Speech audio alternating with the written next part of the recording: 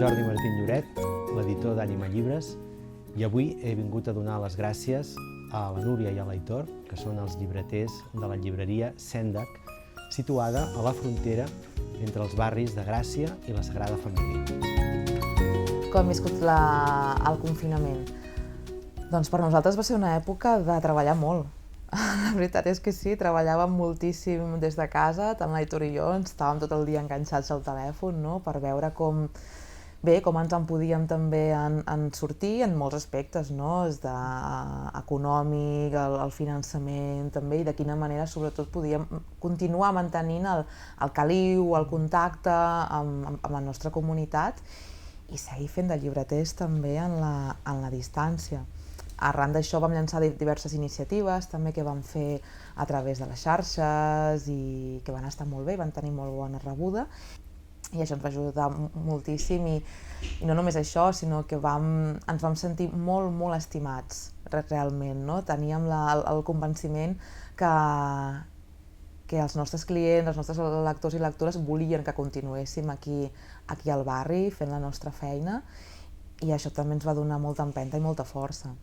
Però és que paradoxalment va ser un moment d'aïllament però també d'enfortiment de comunitats, no? Tant de lectores i lectors, clientes del barri i de més, com també entre llibreries i llibreteres, no? Perquè va ser un moment, per exemple, vam crear un grup de WhatsApp on hi som gairebé totes les llibreries de Catalunya, no?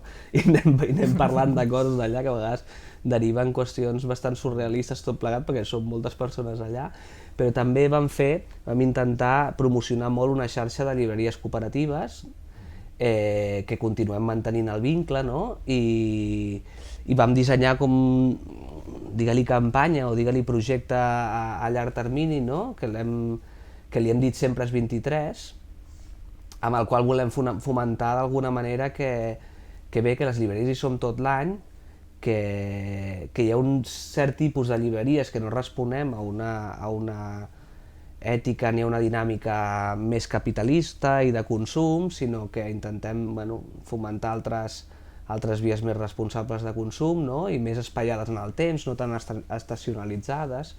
I va ser molt bonic perquè de seguida ens vam posar d'acord, vam veure que teníem moltes coses en comú, no? I continuem mantenint aquest grup de treball, no? I fem propostes.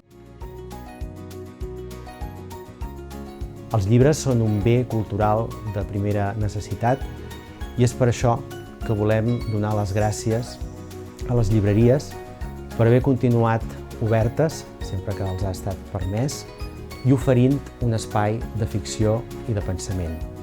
Gràcies, llibreries, gràcies, llibreters, sou imprescindibles.